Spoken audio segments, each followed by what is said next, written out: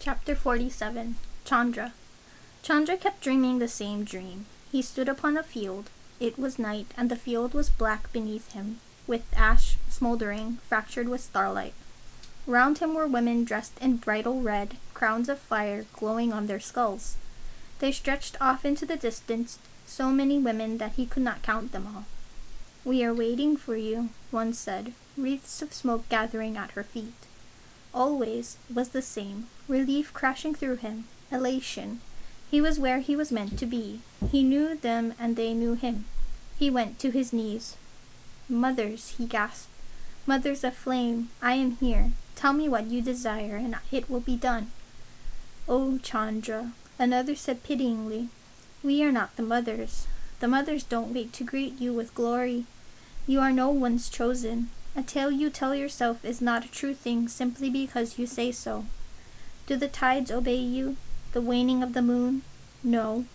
Then why should pitiless fate grab you in glory simply because you believe you should be glorious?" "You are not chosen," said another voice, sweet, airy. He almost knew it. Had he heard it before in the palace from a girl walking at his sister's side? "Your mothers speak. The nameless speaks, and you close your ears." "I am chosen," he said, and the ashen wind caught his voice and carried it away, leaving his mouth empty. "I am," he whispered. "My faith guides me. My faith protects me." "Faith," one laughs. "Faith," the rest echo. "What is there to have faith in? There is only the void, Chandra." She loomed over him. Her crown was dripping fire like water. It poured down over her face, which was empty, nothing and everything all at once. "We are waiting," she said. "In the void, Chandra. We are waiting for you." The fire wound its way into his mouth, burned, hot and vicious and agonizing, through his lungs, his belly, the viscera of him. He woke with a howl. One of his loyal lords advised him in the presence of the court that he should lead the fight against his sister. "You must go beyond the walls, Emperor," he urged desperately. "You did not go to the very, but you must defend Harshingar. Your men need you." "An emperor's place is in his mahal," Chandra snapped, "not in the dirt of battle. I will not abandon my throne." "Emperor, it would not be abandonment," the man said. "Your father led his men in battle, and his father before him." "Am I my father?" Chandra thundered. His vision was swimming, exhaustion and fury mingling together. "Am I an emperor who debases himself, lowers himself to the level of those who do not have Divyanshi's blood? No." Silence. The lord bowed deep, lowering his gaze. "I will not leave my throne," Chandra thought wildly. "It is mine, by the mothers, by destiny, by blood." There was a terrible fear in him that if he walked away from the mahal, walked from this hall, this throne, the carapace of his power, he would have nothing. He would be nothing. "Get out of my sight," he said.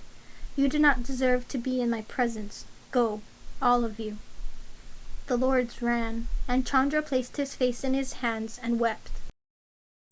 He went to the temple. Even before Hemanth had taken him under his wing, the temple had been his solace. He had never avoided worship as Aditya had never smiled and allowed the words of the Book of Mothers to slide off him like water, ignoring every entreaty from the priesthood to stay and learn and know what it meant to serve Parijatvipa. No, unlike his brother, he had read the Book of Mothers over and over to himself. He had gone willingly to worship at the imperial temple, his sister arranging garlands at the altar with his mother. He had watched them both, the slight figure of his mother laying out flowers, and his sister's even slighter form beside her performing piety, and thought of them burning. He'd felt something rise through him at the thought, a peace and a rightness. He had told his mother of it once. She had looked at him as if he were a stranger. Hemanth had never recoiled from him. Hemanth had truly seen Chandra, and molded him into a man worthy of his name. He had given Chandra a faith that was simple and pure, as clear as glass. The Parijati were the mothers chosen. Chandra had a holy bloodline and a holy purpose. An only rightful path for the empire lay in his heart and his hands. Chandra sat in the gardens upon the bench, beneath trees in gentle sunlight, lowered his head into his palms. He heard Hemant's approach, the gentle whisper of roads. He felt Hemant's hand come up to rest upon his forehead, tender. The world, Chandra said into the silence, is even stranger and crueler than I imagined. The priest said nothing. You should have told me all your fears, Chandra said. All the things your priests had said, you should have told me a long time ago. Why didn't you? I knew, said the high priest, as he stroked Chandra's hair, that you would respond as you have, that you would fear the Yaksa more than you have ever feared any mortal man, more than any subordinate king, claiming falsely to be your equal. I fear nothing, Chandra choked out, knowing it was a lie. You have always desired order and meaning, and I have striven to give it to you. Faith has been your armor and your guiding star. I am sorry that the sky is clouded by ill omens. Chandra let a breath shudder out of him. At least he had Hemant. Even Hemant's loyalty was imperfect, but Hemant loved him and Chandra loved him in turn. Hemant was better than any family Chandra had ever possessed. He could forgive this. He would. I'll do it, Chandra said finally. I will tell all my men, all my warriors. Capture her.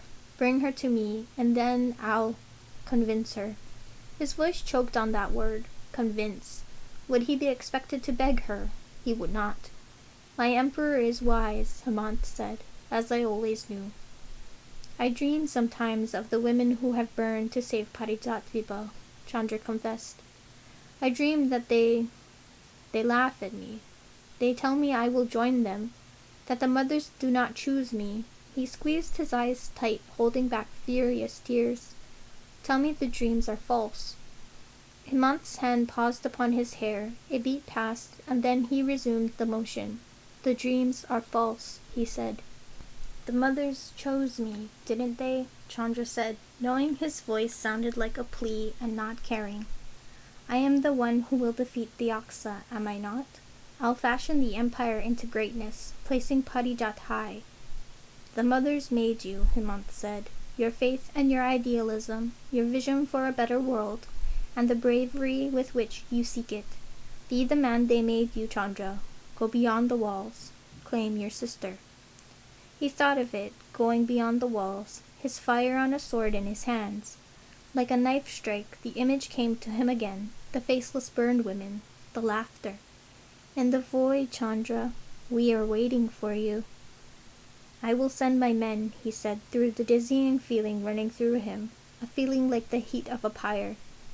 I will meet her before the holy fire, and I will claim my fate, as the mothers intend.